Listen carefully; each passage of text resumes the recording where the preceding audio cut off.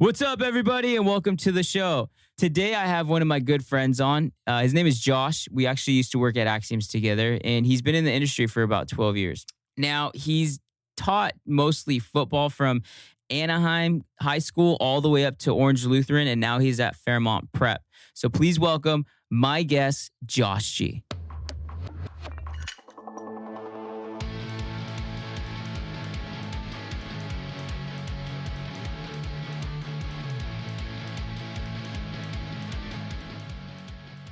Are we going? We're going. Oh, shit, we're live. We're live. You're live. Thank you. There we Thank go. you for coming. Appreciate it. Boom. How do you feel? It's good. It's Yeah. chill. You like it? Yeah. How have you been?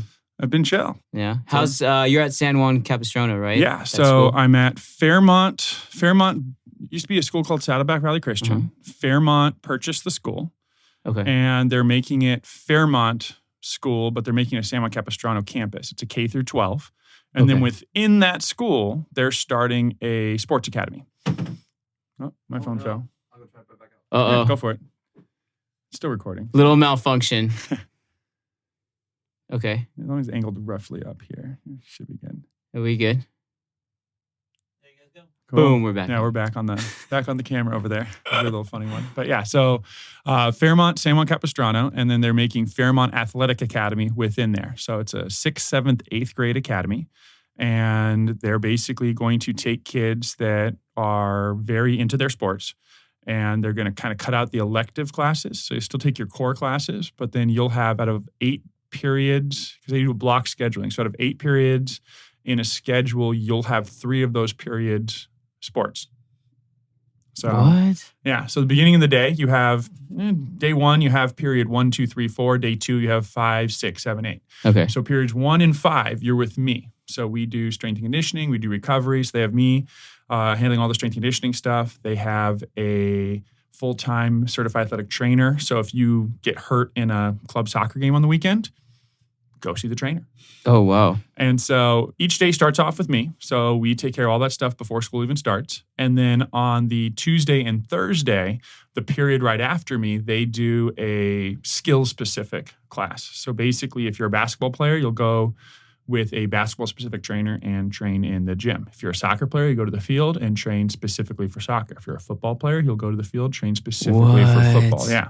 So you're getting an extra 3 hours of personal training in your sport, in addition to all of your strength and conditioning, which from a parent standpoint, and you still get all your classes in person at the Fairmont level of education, which is ludicrously high. Right. They do school Yeah. really, really Yeah. well.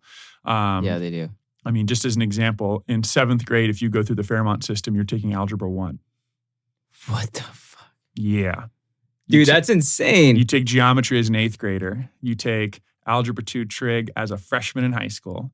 You take pre-calc as a sophomore. And then you take AP Calc as a junior. And then some other level of AP math I don't even know exists as a senior. And that's So, a private school, right? It's a private school. See, that's the thing, too. With private schools, I like a lot better because the way they set their kids up from a public school standpoint, it's you're going in as a kid in a private school versus a kid in a public school. And it's a little bit more focused on academics, Yeah. athleticism, where they want you to go in the future and setting you up for success, just like you're talking about. Mhm. Dude, 3 extra hours in a like if you're in basketball, if you're a basketball and you're in 6th grade and you're great and you're going to get that much better. It's going to amplify your ability. Plus, you have all the strength and conditioning. Plus, you have the athletic trainer on staff. So if you're a parent, it takes away having to find a strength coach to go to, find a private trainer to go to, find a chiropractor or an athletic trainer to go to if your kid gets hurt or something like that. So it just cuts all those stops down after school. So you pick your kid up at 3 o'clock at the end of the day.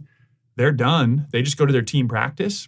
And that's it. They got their academics, their strength, their Yeah. agility, And- everything that they For sure. sport specific, and then they're done. It's like a one-stop shop. One-stop shop. And that's what the what they're trying big to do. thing is, too, there's a lot of sports academies out there that have kind of popped up. And most of them do the skill training really, really well. Okay. Meaning like they have it's started by a basketball team. So they have really good basketball trainers. Or it's started by some football guys. And they got some really good football training. But their strength and conditioning usually is a little suspect. It can be okay. I mean, Right. maybe that's okay, but usually it's whatever. It's just another sports coach who's just kind of putting people through stuff. Where they all seem to struggle is academics because they all use an online charter school. Oh, So got it. it's a dude like you and me sitting there watching kids on laptops in a classroom yelling at them not to talk while they work on school on their laptop at their own pace. That's their academics? That's their academics, which is, it's like homeschool. It's Yeah. like something like that. But the problem is, if you struggled in math going into that, you're still going to struggle in math. I'd always have parents, what do you think about a holdback 8th grade year if my kids, in a holdback 8th grade year, just to explain, it's the rule for high school sports in California is you can't be 19 by the start of your senior season, whatever season that is. So if it's a fall sport, you can't be 19 by whatever August 28th, whatever the first game is. If you're a spring sport, you can't be 19 by the start of that. So what happens is parents will put their kids through a normal educational system, and then they'll finish 8th grade and they'll look at their birthday. Like if you have say you have a middle of August birthday, you might have been forced in the public school system to start at a certain time, but then you could be allowed to be a whole year older according to the High School Athletic Association, CIF. So what they'll do is they'll put their kids in one of these academies for a year just to kind of hold their spot, and then they'll be a freshman in high school the following year. They'll kind of reclassify as an 8th grader again, go through it again, and they'll come in a year older, hopefully a year smarter, a year more developed, and puts the kid in a situation to be successful. The biggest problem they have, though, is academics. You're not going to advance in academics. If anything, at best, you're going to stagnate and stay the same. Worse, you're going to do worse. And by the time you get there, you've taken a year off of math, you go to Algebra 1 as a freshman, you're going to struggle. So that was the exciting thing when Fairmont goes, yeah, we want to do this. I'm going like, you guys have the academics on locks. You guys are willing to to do things the right way, to set it up to be successful. Like I said, Fairmont Athletics, they have me doing strength and conditioning. They have, we got a girl named KP, who's the certified athletic trainer on staff. And then they've got a guy named Sam Cavelli, who behind the scenes is bringing a whole bunch of sports, science, technology into what we're doing. That is something that literally doesn't exist anywhere in the world except for Fairmont Prep Academy, his facility up in Anaheim. And then he consults with Penn State wrestling. Those are the only 3 places on earth that do the stuff. Penn State's like one of the top 10 wrestling schools you can go to. Sam has been a consultant for them for 25 years. Holy shit. So, yeah, he's a math-oriented guy, and he's come up with a bunch of formulas that we collect a bunch of data, and we run him through his formulas, and he can tell you exactly heartbeat per sec per minute when your body switches from carbohydrates to fats. And that's the RER, right? It's part of RER. Like I said, he's got it honed in better than the machine can do it naturally. And then he also, with that, has a whole bunch of formulas to do with recovery and total workload that you combined a couple of pieces of equipment that we've brought in. We're going to be we'll take a bunch of base level tests on these kids. Mm-hmm. Every morning, they're going to sit down. We're going to go through just a 5-minute heart rate test, and we can see how well they've recovered the day before. Holy shit. So, that's crazy. Yeah, literally, it's going to give me his formula, his programming. It's going to take it and put it into categories for me where I'm going to literally get there, and if they clock in at green, we're good to go. We can train really hard that day. If they clock in at yellow, I'm going to keep an eye on you as you go through because you haven't recovered quite so much. If you're red, I'm going to pull you out after warm-up, send you straight to the athletic trainer and see what's going on. Focus on recovery. Because it could be a myriad of things. We don't know why they haven't recovered. Could be they didn't sleep well the night before. Could be they didn't drink enough water. Stress. Could be, they could have a test that day and they're stressed. Their parents could be fighting. You know what I mean? They could just be depressed. And so it's going to bring up at least a conversation, and then we can attack that the way we need to. And like I said, this is something that no other 6th, 7th, or 8th grader is going to get in a sports academy anywhere else. Well, if you guys invest that much money and if you're going to do that, parents are going to look at it and that thing's going to blow up. That sports academy is just going to grow. And we've been open 10 days so far is what we're doing. So they just started that. We just started it. This is the ground level up because they just purchased this school 3 months ago. They had to go in and they dumped a whole lot of money revamping the school and making it really, really nice. I just was there this morning picking up a delivery of $30,000 worth of equipment for the weight room there. Oh, Jesus. Must look nice. It's going to be a sweet setup, plus in addition, like I said, to the sports science stuff that's behind the scenes, it kind of attacks it at literally every angle. It's going to have the highest level education, the highest level sports science to back it up, and then the highest level strength and conditioning with what we have going on there. And that's our goal, is to start with, get like 10 to 20 kids the first year and just have it grow from there. And I mean, there's really not a lot in South Orange County. This is in San Juan Capistrano. Yeah. It's when Fairmont purchased this, the administrator of this athletic academy program, he was like, "This is a perfect place to do this." So that's when they started setting things up, and that's when I shifted over there. So it must be exciting for you because you're part of a whole new process that's never been developed. So you're the guy in the front. Mm-hmm. First year, yeah, starting off, and you're like, yeah, I'm a part of this. No, it reminds me of when, I had my own facility for 10 years. And it reminds me of when you first start your facility and you're going in there and you're bootstrapping and the excitement in there. It's just now I have the backing of a place like Fairmont to take care of everything. And now it's like, I need this. They go out and get it. I need this. They go out and get it. I don't have to...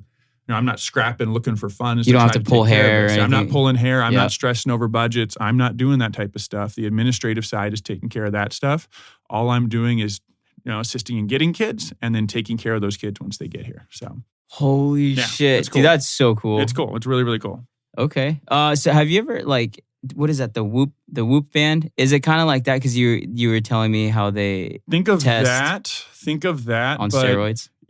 Sure, to use a term for 6th, 7th, and 8th graders you probably don't want to use, but think of that times 100. Okay. I mean, it's if that's what the idea of it is, this is the perfection of what that would be. I mean, it's the accuracy on this is so much better than something of that nature. And then, like I said, the scientific formulas behind it that Sam is running on this it doesn't exist anywhere. He came up with the formulas. I had to sign a whole bunch of, non-disclosure forms about what's going on. Right. And it's squared away. You know what I mean?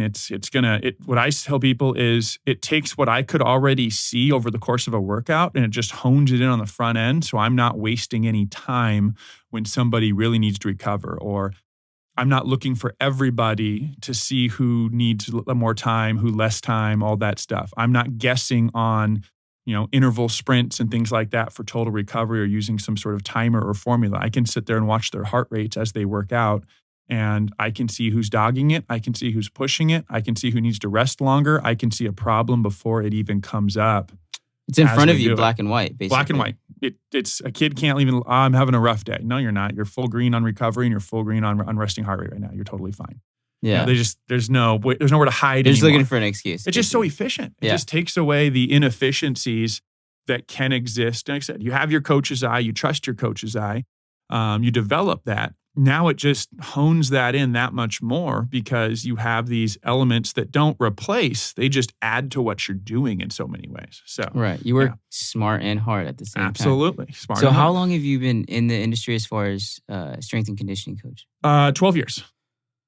It's funny because when you're like the kids in high school nowadays and what you're explaining to me in Fairmont Prep and how I was in high school during wrestling practice, if you didn't sleep, you're stressed, you got a lot on your mind, a coach would be like, hey, no, you need to work harder, and you had no choice to. Now it's got so on a science level that you're like, hey, you're red. We're actually going to pull you. We don't know why. Like, is something wrong? Like, even if you do work out, sure, you would want to, but it's not going to be beneficial to your body. If anything, you're just going to regress instead of progress. Absolutely. It's crazy how times have changed in the amount of from 2010 and 2020. I was in high school from 1997 to 2001. Oh my God. My first year in high school. I keep forgetting you're 40, dude. You look so 30. you look I'll be young. 38. I'll be 38. So okay, 10 years older than me. I'm 10 years older than you. But damn. Yeah, my first year in high school, we didn't even have a strength and conditioning coach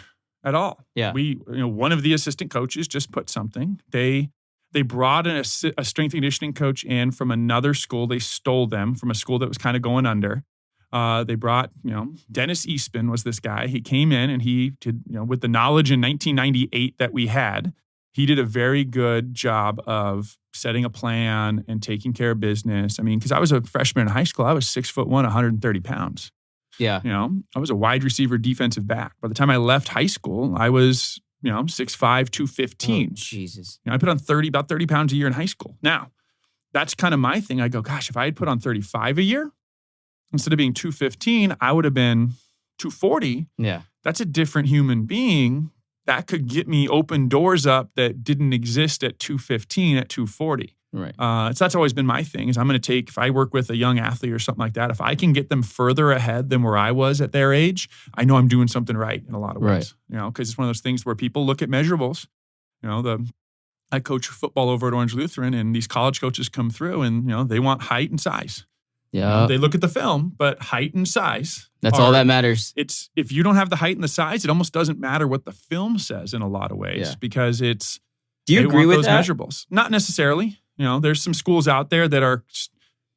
I say the NFL way is if you can do it, you can do it. They could care less about your size. I mean, there's certain things they want. Right. But I mean, there's a lot more 5'11" players in the NFL than there is being looked at the Division I college level. Right. You have to almost be a freak in high school if you're short, like just jump off the page crazy. Julian Edelman.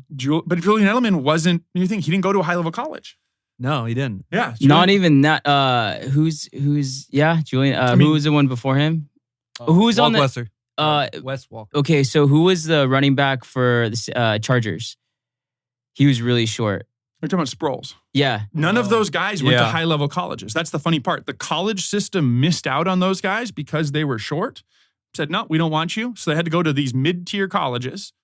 And then once they got to the NFL, they're like, oh, yeah, you can play. So if you can play, they'll play you. They could care less. Dude, Sproles, have you seen his legs? He's 5'7", though. He is. So I'm 5'5". He's 2 inches taller than me. I'm 135 right now. He's 185. Just a solid tank, dude. Well, what was the other running back? He was on the Chargers. White guy. Short guy, real short. Oh, shit. Hey, Roscoe, can you look that up? Short white guy in the Chargers? He was on the Chargers for a long time. He was on the Patriots for a couple years, and then he went down to San Diego, and I think he finished his career at the Chargers. They did a joke where the Patriots put him in the team store, and they dressed him in a polo, and no one knew he was one of the players. What? Because he just looked like, he's a 5'6" dude, like just selling. Oh, shit. That's so funny. Like he was out there. Like, no, they did. It was a joke because he sat there for like Danny Woodhead? Danny Woodhead. That's What? it. Yeah, Danny Woodhead. Danny I remember that freaking name. Woodhead. Yeah, Danny Woodhead. Okay. Now Danny Woodhead, you got to remember, Danny Woodhead, I believe is the all-time leading rusher in the history of the NCAA, but he did at the Division II level. Okay. Because, once again, no one wants a 5'6" running back in the college level. So he had to go Division II. He didn't even get drafted. He got a priority walk-on position and ended up making the team as a free agent. Mm-hmm. And, that dude eked out a 12-year career because in the NFL, if you produce, they keep you. Yeah. End of story. Yeah, exactly. If you're worth the money, they keep you on the roster. If you're not, you're gone. That's the end of that's all it is. Yeah, and there's even like shorter wide receivers, Oh, for sure. But there's some colleges out there that are starting to pick up on that. Colleges that have some NFL coaches on there where they're going, okay, let's go find those guys that maybe they're not 6 foot tall, but we know they're dudes. And let's start amassing those guys. And then 3 years later, you're going to be like, how did this team get so good all of a sudden? As they were going through the stuff that no one else wanted. You're recruiting a guy who's 6'4", 230, but he couldn't play because his film sucked. They're bringing in a guy who was 5'11", 230. Film is great, knows how to play, is thankful for the opportunity, comes in and balls out, and then they go from there. His performance is way higher. That's the thing, too, with the NFL. What was it? In the early 2000s, 2010, from now, it's totally changed. Like, you used to have those guys like Brian Urlacher, Ray Lewis. You had all those big primetime heavy hitter linebackers. And now the guys are much smaller, but they perform a lot better. They can run faster. They can... Ish. If you look at the numbers, they're not any faster. Really? If you look at the numbers, if you look at the guys who were drafted like in the mid-2000s, they were just as fast. They just were bigger too. Oh, okay. So it's really weird. Like, would you say the performance is better then overall? I don't. It's an interesting thing right now. I'm not sure what it is, but if you look at some of the guys, Sean Merriman was drafted, I think, like in 05. Linebacker for San Diego Chargers. Yeah, that guy. Okay, that guy was 6'7", 275 pounds, and he played outside linebacker. Oh my God! And he was in contention for the Defensive Player of the Year one year. Jesus. Von Miller is 6'3", 235, playing the same position, and we think he's the second coming of Jesus. And Von Miller's very good, don't get me wrong. This other guy was just as good, Okay. just way bigger. Yeah. There's a look at if you look at the old numbers, they're not any faster now. Okay. Their measurables aren't any better. Okay. They are just smaller. I don't know what that is. Yeah, that's They're like just a it's little becoming smaller. a trend. I don't know why either, because I've noticed that from those days to now. I'm like, they kind of look smaller. Like I thought they were faster until right now, but I'm like, Yeah. wait a minute. Like, it's a new trending thing going on in the NFL. Yeah, they're definitely smaller. I mean, coverage is a big thing. There used to not be a lot of 3-4 defenses. Now most of the teams run a remember that. 3-4 defense. You see Yep. a lot more 5-2-5 or 4-2-5 defenses with more DBs on the field. They try to get more DBs because the passing rules dictate you can't touch receivers anymore. Right. So it changes some things. Right. From the standpoint of if you can't touch a receiver, you better be damn quick Right. when you're covering guys because you can't be physical like you could. I mean, before that rule change, I think in 2004, you could knock a receiver to the ground at any point the ball was not in the air. That was the rule. So if someone was coming across the middle, when I played, you were taught you throw your forearm into their chest and you knock them down. Because if you're on the ground, you're not running a route. Well, then they wanted to open up the passing game, so they said you can't touch it after 5 yards. Yeah, that's what I was going to say. So now if I can't touch you, I better be quicker to cover you because I can't use my physicality anymore. So it's a little Deion different. Sanders was the shit at that. No, Gilmore. You think Gilmore? Oh my gosh. Dude, I used to He watch. stopped Hopkins from a complete game of catching anything. Mhm. Oh, that's Hopkins true. is like arguably one of the top 3. No, you got some very good DBs right now. And once again, they have to play the game differently because you can't touch anyone anymore. Where before you could be just a physical defensive back and just not let people off the line of scrimmage. It's still that same rule at the high school and the college level where remember, you can knock a receiver to the ground as long as you're not holding them, as Right. long as the ball is not in the air. So, if you have a linebacker and he's not as fast, but he's playing man coverage, you better have him knock this dude to the ground so he doesn't actually have to cover him. You can make Right. up for some lack of speed Right. and take care of some business like that. So, Damn, that's pretty cool. yeah. a little You different. said you played not kind of professionally, right? After college. college? I played outside linebacker. I went to Chapman, Okay. Division III school, but I went from 215 to about 265. Redshirted, ended up starting 4 years straight there. So what does redshirted mean? Redshirt means basically you practice but don't play. Okay. So my freshman year, I was a backup. There was a fifth-year senior in front of me who had redshirted his freshman year, and so they kept me as his backup. I suited up for games, so if he got hurt, I would have lost my red shirt and played. But luckily he didn't get hurt, so I just stood on the sideline the whole year. Got a lot of practice time, got a lot of scout team time, Right. and got to develop for an extra year. The way it was explained to me is you trade the season you're 19 for the season you're 23. Do you expect to be better when you're 23? And I said, I hope so. Yeah. So, Well, that's yeah. all So I you ended hope. up doing that. Playing, like I said, played at Chapman. I played outside. We switched the defense to a 3-4. Played outside linebacker for them. Kind of got a couple looks professionally to do some of that stuff. Really didn't work out. Then ended up, didn't want to do Canada, Europe at the time. So I came back and I said, you know what? Really don't want to go just finish my 4-year degree. I don't want to get a teaching credential, done Right. with school. Right. Started selling insurance. Like Oh, yeah. most football players, I don't know why we do it, but we all start selling insurance at some point. Who did you work for again? State Farm Insurance. I was Josh at State Farm. Dude, this guy, so he showed me a picture of him. This was a long time ago. You wouldn't even know it's Josh. I could short commit- hair. I could commit crimes like this, go back to that, and you wouldn't even Yeah, find short me. hair, no beard. For sure. Short hair, like my short hair and no beard. Looked You like can't a even totally picture it. different Yeah. person. Oh my It was so gosh. funny. He showed us a picture at Axioms. It's the funniest thing Yeah. ever. No, it was interesting. So after about a year of that, I actually went through the process to become an agent, to have my own agency there. And they came back and said, oh, you need $100,000 in the bank. I'm like, well, I don't have that. Yeah. That ain't happening anytime soon. Yeah. So what I ended up doing is I was sitting at 24-hour fitness and I'm watching some older lady try to balance on a Bosu ball and do curls. And she has this very heavy set trainer working with her. And I'm sitting there stretching and I'm watching this and I'm thinking, how much money does that guy make? And so I walk up to the front desk and I say, hi, I'm interested in personal training. And they said, oh, okay, yeah. Anyone in particular? I said, this gentleman back here looks fantastic.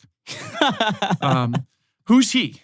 Oh, well, that's Greg. Greg's one of our top trainers. I said, okay, how much does Greg cost? Oh, Greg costs $95 an hour. Holy shit. And this was back when? This was, what was it? Oh, I want to say it was like 06-ish, somewhere in Fuck, there. that's expensive, especially back then. And I'm going, if Fat Greg can make $95 an hour, what the hell am I doing with my life? I'm not making $95 an hour and I hate my job. Yeah. So I said, okay. So I looked at 24 to try to train some people out there, because when I was at Chapman, I got a minor in kinesiology, had my CSCS, really wasn't using it at the time. And my grand scheme, I was going to get a teaching credential and ended up and coach football, do strength and conditioning, something like that. But had no interest in getting a teaching credential after that. So I said, okay. So I went to 24 Fitness. I kind of worked there for about a week. I think they brought me on and I was like, this isn't for me. This place is not my place. What didn't you like about it? Just the atmosphere. I think we caught a trainer hooking up with a client in the hot tub like 3 times in the week I was there. Why am I not surprised? I'm not surprised at that. It was real. I was like, this is gross. Everything about this place is gross. It is what it is. And like I said, it was very sales oriented, which is fine. I came from a sales background with insurance, so I understood that. But it's still, at least if you're going to sell something, you better believe in your product. That was kind of how I was. That's why I liked working for State Farm, at least. It was a very good insurance company. 24 Fitness was not a very good gym, so it's really hard to sell something when you really don't believe in the product. So ended up looking at a bunch of gyms, ended up finding a racquetball club in Anaheim. It was called Canyon Terrace Racquetball Club. They're out of business now. So it was a big racquetball club back in the 70s. And as racquetball kind of lost popularity, they started converting some of these racquetball club rooms into a gym. So they had, I think it was they had 2 racquetball rooms. So a racquetball room is 20 by 40. They cut doors in it and into the side so they could connect them. And they made them kind of a weight room. And one of them was divided into 2 floors. And so they had all the cardio equipment upstairs and then some machines downstairs. And the other side is where they had their squat racks, their dumbbells, their stuff like that. And what I found there that I couldn't find other places is they were going to let me train people. And all I had to do was pay them $10 per client per session. And you could charge the client whatever rate I wanted. And all you would give them was $10. $10 per client per session. So I had to log all my stuff with them. And then so my amount I paid them fluctuated. But every other place I had, it was between $600 and $1,000 a month. And you could train unlimited clients. Now I was like, I have 0 clients. So $800 a month kind of sounds a little crazy. So I took that and said, okay, I can at least grow my business here without losing money. Smart. And I came right into it. I didn't want to do one-on-one training specifically. I wanted to do more of a group, semi-private type thing. So I came in and said, so I was only making about $11 to $12 per client per session. And so everyone goes like, well, you didn't make any money. I'm like, no, I didn't lose any money. That was the key there. So I took every extra penny I had on the side and threw it into buying some extra equipment, doing some stuff, and just kind of building some stuff through there. So I grew from 0 to about 35, 40 clients. And I kind of limited it to, I think it was like 8 people per session is what I was doing. And I was kind of pissing off the regular gym members that were going in there because my client base was growing. And so after 2 years of that, I jumped to my own facility. And so first facility was this small, narrow warehouse space. And so was in there for a little bit, then got to a slightly bigger one. Then ended up tearing down a wall to get a double warehouse size space, sublet to a Krav Maga studio as part of the process. Kept growing, then up jumping to a unit up on the street, put in AstroTurf, air conditioning, all the amenities that made it a little bit better, was up there for a long time. And then I ended up, our lease was renewing. I ended up looking around and kind of shopping and ended up finding Axiom as a place. And I could sublet from there for the cost of what my cable TV and internet was basically and my utilities. And so I was like, yeah, this is, I figured the only reason to have my own facility at that point was ego. Right. if I can move 5 minutes down the street, have a little bit bigger, a little bit nicer facility than what I had, why wouldn't I do that? So I ended up jumping ship over there, which cut all my payroll down, Right. kind of consolidated my clients into a bunch of, kind of time slots. Went back to being kind of a one-man trainer shop, but saying, okay, I'm only going to work these hours, so it's not open all day, kind of like I was before. And that was in February of this last year. And then, so it's kind of funny, you build, because the whole idea as a trainer for a lot of people is I want to have my own facility.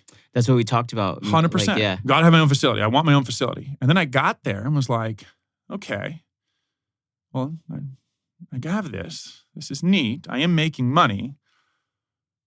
But, what's the next level after this? And Right. so I just kept looking around. And in the back of my mind, I kept going, okay, I can pack this. If I get 200 clients here, right, and I'm doing semi-privates, it's going to be really hard. It's going to take a lot of marketing money, a lot of effort. It's going to take a lot of payroll and employees and doing stuff to get to that 200 person level. And what's the profit margin? It's not very high. It's not very high. Yeah, it's not high at all. It's not high at all. And I'm going, okay, what are we doing here? And so I was like, in my mind, I kept going, okay, where's the profit margin? And as part of this process, I used to give people sheets on a little half clipboard, those little mini clipboards. Like the one I have? The one I use for my I had clients? a whole bunch of clipboards, and Uh-huh. I would print out their workout packets, and people would come in, and all their weights, everything was taken care for them. So they'd come in, I'd hand them their packet, and they'd come in and start working out, and they'd turn that in at the end, and based on how they performed that time, we would just keep updating their workouts every time they came in. But then I had a client, she moved from California to Utah, and after about a month, it happened a lot back then, is they'd say, hey, I miss your workouts. I'm going to 24 Fitness. I don't know what to do. You took care of me where I just could walk in, turn my brain off, and go. So I used to send like a PDF of workouts to people, like, okay, here's some workouts to do, figure it out. And so I kept going like, gosh, there's gotta be a cleaner way to do this. So I ended up finding an app called True Coach, and I started using it for my remote clients. And the more I used it, the more I'm going, this is eerily similar to the clipboard. Yeah. How do you like that? Because I've been hearing like a lot of stuff about that. It's a really good app. It's a good app. It's very good at what it does. I think it does require a lot more input, and the feedback is all through comment. So you do have to, it's not like if I say do 5 reps of 5 at 215, it's not like you can put in the next to it that I did 10 reps or I did, you know what I mean? Right. So the feedback back and forth, I think could be a little improved in it, but it does allow me to get a workout to somebody relatively simply. And so I had already started using that about 2 years before, kind of jumping over, so I'd been using that for a while. And so I replaced my whole clipboard system. It was kind of nice because then if I was on vacation and one of my employees was watching the gym, I would just wake up every morning. I'd look to see who needed new workouts. I'd slide the ones over of people who didn't come in that day. And then I'd just update the ones of people who worked out that day. And so for me, it was about 30 minutes of computer work every day. And I could be anywhere in the world and update the programs. And all my employee had to do at that point was watch clients and coach form. That's it. So it really simplified what the employee had to do. Damn. So what meant that mean is I could have an employee for a little bit less price because they're not doing as much work. And then, so it brought my cost down a little bit. And then, so after doing that for a while, like I said, I ended up moving over to Axioms. So I ditched my lease, go to Axiom, move my client base over. Still using the app-based system to do everything. So same thing, every morning I'm going through workouts, making sure everything's ready. And then COVID hit.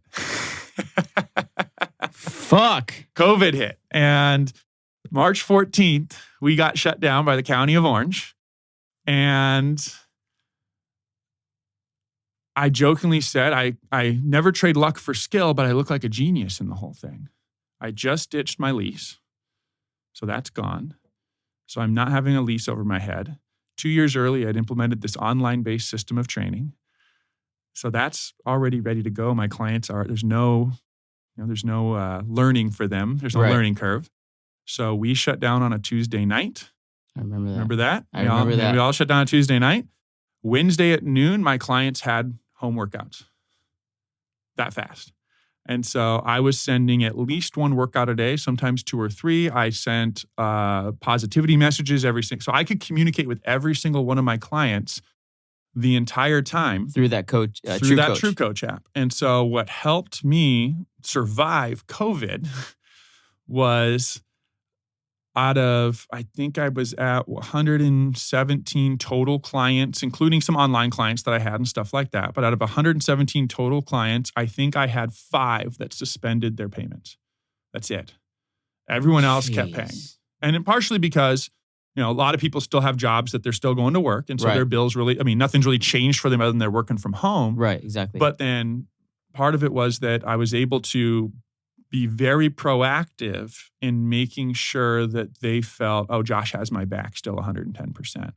And so, like I said, every day was, a message like, hang in there, day 3 of quarantine. Like literally. Those little cheesy messages, I would do the same thing. 30-second message sent to every single one of my clients every single day. And like I said, they'd get their main workout, and I went in my garage and I filmed home workouts of stuff you could do. And at first I cleaned out a nice space and I made it look real clean. And then I'm going like, this is bullshit. No one else has a clean space in their house. Right. So I went to my garage, a bunch of crap in the background, a bunch of junk, like everyone's garage looks. I'm like, this is where I'm going to film. I'm in this with everybody else. And so this is how we're going to do it. And so like, have cans for curls, have a pillow sack and full of heavy things and use that for upright row. I said, what kind of creative things can we come up with to make sure people can get their workouts? And so that allowed me to get through the whole COVID situation and take care of my clients. And then kind of, as we started doing a little bit stuff coming back, some people were doing some stuff there. And then all of a sudden the Fairmont opportunity popped up and I'm going, what better time for this? And like I said, just jumped over to that and hopped on it when I could. How is Fairmont Prep doing with the whole COVID situation? So they're starting their classes remote in person. So they're doing remote, but the second the county allows them to come back in person, they're going to. Whenever that is. Yeah. But you need to hurry up on that. But the Orange County's already said athletes can come back in a limited fashion. So what we're planning on doing right now is, if we are not back, because they're going to start their online classes this Monday. So we're going to let them go through there. Then I'm going to do some Zoom workouts with the athletes the following week. Okay. And then we're going to I think we hit Labor Day at that point. Yes. And then after Labor Day, if we're still remote academically, we're going to start bringing the athletes on campus to do their socially distanced workouts as best we can to start getting them back in shape, because it's going to take at least 2 to 4 weeks to get to train their bodies to be able to train again.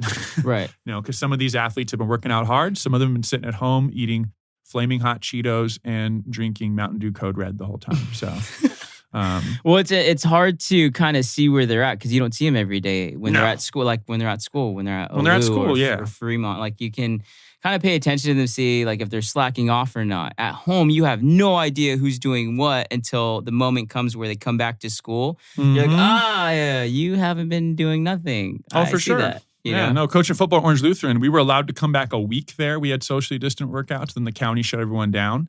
And so we at least got all the kids were they were so stoked to be there. Like the joy on their faces was just distinguishable as far as what was going on. But then you saw some kids came back and they looked in great shape, and some kids came back and they'd gained 40 pounds. Oh, Jesus. We have, over there, we have linemen that, when you already weigh 330. Holy shit, 330? Oh, Orange Lutheran, their offensive line, last year, left tackle, 6'4", 330 pounds. Oh my God. Left guard, 6'4", 315. Center, 6'1", 290. Right guard, 6'4", 330. Right tackle is we'll call him the runt of the group, was only 6'4", 265, but he's the one with like 15 scholarship offers because he's a freak athlete. That was the offensive line for a high school. Dude. High school. Yeah. I would be scared to put on an Olu. Have you seen that, what is it, Steve-O on Jackass, where he gets the ball punted to him at USC? Yep. I'm Steve-O. Like, literally, that would be me at Olu. Like, 100%. These kids are, like I said, I joke, I have no idea what an average 16-year-old kid looks like. I'm not going, wait a minute, 16-year-old kids aren't 6'4", 230? Like, that's not a thing? Like, I don't know. Like, that's what I'm looking at, Jesus, dude, when I don't have a single outside linebacker this year under 6 foot tall. Our shortest one is 6 foot tall. Oh, my God. I have literally a 6'6", 230 kid. I have a 6'3", 235 kid who's athletically a freak. He's getting looked at by Kansas and a couple other schools. Those are the 2 upperclassmen. I've got 3 freshmen. They're all, 163, 162, 161. They're all over 200 pounds. Oh my God. Yeah, I don't even, like I said, I'm completely mind melted as to what a normal high school kid looks like. I have no clue. So when I went to school and I graduated, see, it's a good thing I wrestled because I tried out football, but I was way too short. Like I was a freshman. That's a big shocker right there.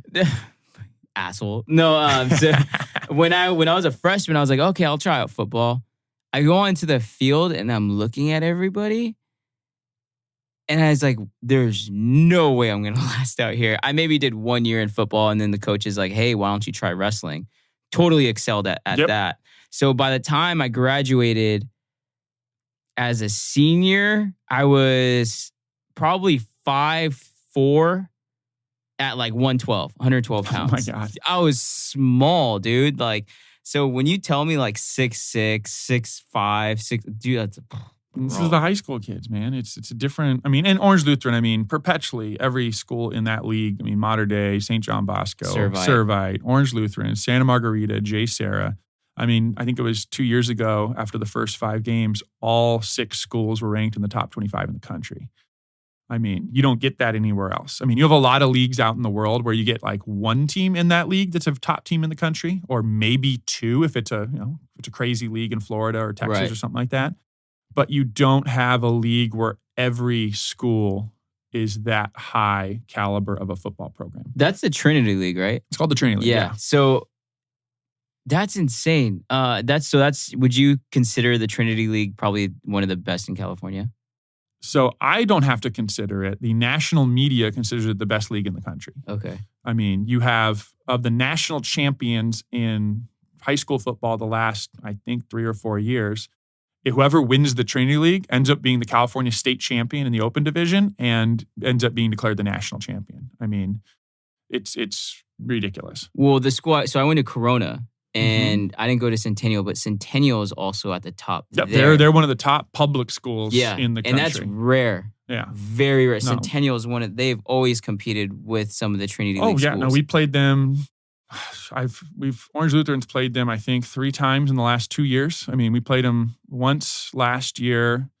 And then the year before we played them in the playoffs and in the regular season. We played them 3 times in 2 years. And the first game we lost a close one. Second game, we were so dinged up and injured by the end of the season that it wasn't, we held our own, but they run a very particular system of offense that you have to be creative to find ways to stop. Mm-hmm. And then last year we played them up at their place and never seen it before, but our 2 young quarterbacks ended up throwing 4 interceptions returns for touchdowns in the first half. So usually you see one of those, like 1 or 2 of those a season. We ended up throwing 4 in the first half. And so we go into halftime and our defensive players are going, oh my God, this sucks. I'm like, guys, you only give up 7 points. This is a 7-7 game. We just threw 4 interceptions returned for touchdowns. They've got 28 points. It was 35-7 at halftime. Oh, wow. I'm like, this is really a tie game. You've actually forced them to punt. You've done your job. It's just offense will figure their stuff out and we'll go from there. But it's just one of those things where, it was intense to see that. But the kids battled. The kids played hard. We had a young team last year. Right. Because the year before we were senior laden. We rolled in the year before. I think we were the number 4 team in the country preseason. We had our quarterback went to South Carolina, started as a freshman. One of our tight ends at USC, one of our tight ends at Cal Berkeley. Wide receiver went to USC, Kyle Ford. Safety went to, it was just chock full of Division I talent on that team. Does that make you feel so happy though? Because you watch this kid as a freshman and you're like, okay, I know where this kid's going. He just has to stay the course. And comes senior year, he commits to a school and you're right there. You literally see the kid grow from freshman to senior 100%. In 4 years. That is the most joyful part, is seeing the progression of the young athlete. Because you come into high school, you're 15 years old. You're a child. Yep. You know what I mean? So you end up leaving as a young man. You're still a kid, don't get me wrong, but you're a young man and you at least are in the right direction and you're going to have college paid for you. As long as you go there and handle your business, it's set you up to be in a much better situation. And we get a lot of kids over there that come from some backgrounds where they're not in the best situation necessarily. And so it's really neat to be able to give them the opportunity to jump and make that leap into the collegiate levels and do something that maybe in a lot of cases, it's the first time in their family someone's went to college, and they're going to get, they're out of their situation at home and go to college and, get a degree and play some football and have meals taken care of and have all this. And it takes care of them at a level that is just, it's really, really neat to see that progression. I mean, one of my outside linebackers this year, he came in as a sophomore. He moved to California from Minnesota, and he was a 160-pound kid, playing safety. And so I kept seeing him get taller over the course of the summer. So I ended up moving him to outside linebacker. And he went from 160, he weighs 230 this year, going to his senior year. And he was stuck behind a UCLA guy last year and a Portland State guy last year. So he didn't play a lot on defense, but he was so good we had to find ways to get him on the field. So he did some stuff for us great. And then he led our special teams and tackles and did just a fantastic job. And so, once season starts this year, they pushed it back to January. This is his year to make a mark and get something out of it for himself. And so I just get so excited for those kids to go through that. And all the work that you do in the offseason, all the weightlifting sessions and all that stuff. I mean, I'd say I'm emotionally tied into each and every one of those athletes. Same thing with the clients I work with on a regular day. I'm emotionally tied into your success at a level that it's going to pain me not to. So Right. Beats training. Honestly, training beats it. For me, emotionally, it's. I don't know how to explain it, but I'd rather take what I'm doing because I like instead of doing like another job or another career just because of you seeing your athletes grow, seeing your clients grow, me seeing the same thing, seeing my clients grow, seeing everybody grow as far as being a trainer. You get that highs and lows as far as being a coach. You see everybody from like you'll see them going through a divorce or them getting their first pull-up or, you see their highs and lows and you go through that with 100%. them. So I'd rather take that and what I'm doing than do anything else. Well, it's way easier to put the time in when you enjoy the work. Yeah. I mean, when it comes down to it. I don't consider it as work. No. I mean, when I was in insurance, when I started doing the training, I would train people from 5 a.m. to 7:30, get in my car, drive back home, take a shower, start work at 8:15, sell insurance, do all my errands on my hour-long lunch break, go to the bank, do deposits, do whatever I had to do, come back, work until 5, hop back in the car, go to the gym at 5:30, train people from 5:30 until 8:30, and then at 8:30, then I had a couple buddies come in and we would work out together until about 10, go home, fall asleep, wake up, do it all over again, and I did that for 5 years straight. Put in the wrench time. 100%. And I just knew, okay, as long as it's growing, progression is progression. Yep. And you just keep going and things fall into place, but it's the patience that you have to have and all that stuff where, a lot of people, if it doesn't hit big in the first year or 2 years or 3 years, they get over the effort and they're like, what's going on? Where if you truly enjoy the effort you're putting in, it's fun. Yeah. And after 5 years, I was able to leave the insurance job and then focus on the training full time. And then once that happened, it was amazing how many opportunities open up to you because now your availability goes up. And that's when I was able to do strength and conditioning at Anaheim High School for their football team for a year and a half. I was able to, work at Rosary with every sport over there for 2 years. I took over the strength and conditioning for Orange Lutheran football for a year and a half and got them we had 17 shoulder dislocations the year before. I took over mid-season. And since I had been there for 3 years, it had been shoulders and hamstrings. And then the next year, we had no shoulder injuries that whole year. And we had no new hamstring injuries. The only hamstrings we had were kids who had been hurt in previous years that things were getting aggravated over time. Right. So seeing that progression and taking care of the kids and that thing and making them be safe, it's fantastic. You know what I mean? And then, but you got to put the time in. You got to, everything you do, you're like, okay, I got to do this. And then once you achieve a certain level, it's like, okay, how do I level up from here? What's the next level? How do I get better? Because I always joked, my goal when I first started it was like, I want to be a strength and conditioning coach at a Trinity League school, and I want to coach football. And I laughed because I think at the time I was coaching football at Dorado High School in Placentia. Okay. And I was the strength and conditioning coach at Rosary. And I laugh because I'm like, well, I never would have anticipated the all-girls Catholic school as the strength and conditioning coach, but here it is. And I never thought of El Dorado football, but there it is. Right. And then, like I said, I ended up going from El Dorado over to Orange Lutheran, which is my alma mater, so I was able to coach there. And then I was at Rosary until Orange Lutheran said, hey, can you take over the football because we have all these injuries and the parents are ready to riot? And I said, okay. So I swung over there and took over the football program. And so was able to do that. And like I said, now I've leveled up again. I'm going to do the Fairmont prep as what's going on there and then shift back over. And I'm still coaching football at Orange Lutheran as well. So I'm able to do the two things that I really, really like and take care of business from there. How do you balance that out? Because you have Orange Lutheran in the morning, correct?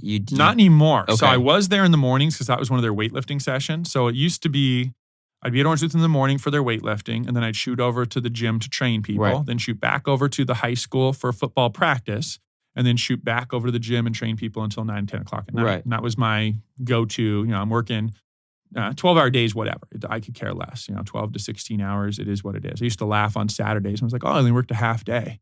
And my brother-in-law was just like, that's 8 hours still, though. I said, I hear you. But Honestly, it's nothing. When It people doesn't say mean- that, they're yeah. like, what time do you get up? And I was like, 3 a.m., 4 Yeah. a.m. They're like, what? I was like, yeah, but I don't have to go to a job I don't like. no, you I actually go to a enjoy what job you do. Yeah. that I do like. Yeah, we wake up, we're tired, we didn't get enough sleep, whatever, but I enjoy Once you get there it. and your clients are there, and I don't know, it was, I worked at, when I was in high school, I worked at Disneyland. I sold churros, cotton candy, soft frozen lemonade. I was outdoor vending. I was on the red team or something like that. But, they spend millions of dollars knowing how to do customer service properly. So I really took a lot of their stuff to heart. And one of their things they said was, you can't have an off day here. Why? There's a family from Missouri that's coming today that you don't know who they are, who has saved up for 3 years to bring their whole family to Disneyland. And they're only going to be here for 2 or 3 days. And this is the vacation of their kid's lifetime to come to California and go to Disneyland. Are you really going to give them attitude when buying a churro because you had a rough conversation with your girlfriend on the way in here? Really? You're going to ruin that family's vacation. And I took that with training and said, okay, for a lot of people in training, this is the best part of their day. Yeah, I may work 12 hours a day at it. They're only here for 3 hours a week though, 1 hour at a time. And if they come in and, this is the best, their relationship at home could suck. Their job could suck. They hate everything in their life. But when they come in the gym, this is the best part of their day. And how dare I have the audacity to have a bad day for them? So you have to flip your brain and say, okay, I can't have a bad day. Yeah. And I got to go from there, and it is what it is. It's saying, and you can do it. The positivity aspect is there's always something positive in the situation to Right. find. And somebody, oh, that's disingenuous. I'm like, no, things are good and bad. You can choose which to focus on. If you choose to focus on the bad, that's a choice. That's fine. But if you choose to focus on the good, that's a choice, and that's fine. Yep. Which one has a better outcome?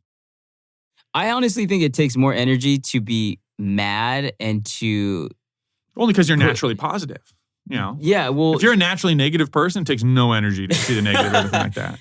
well, that's the thing. People don't understand about coaching and training and with all of that in industry. They think we just put on weights for somebody and tell someone to do 100 reps. It's like, no, you always have to be on. You always have to be on. If you're not on, then you need to kind of regather yourself and make a choice. Like you 100%. said, because they're coming in for you. That's their time. Oh, 100%. All of my clients put their phones away. It's just me and them. Or if I'm doing a semi-private training, it's all them. And I'm there to their attention for 1 hour, 60 minutes. Gotta be focused. I need to make sure they're okay. I need to make sure they have everything on point. Is everything going okay? Okay. You need to make sure that they're taken care of. They're paying Absolutely. for a service. They're paying. And I think that's what a lot of coaches forget is you're servicing them. Mhm. You are a service. They pay you for a service that you Mhm. need to bring to them.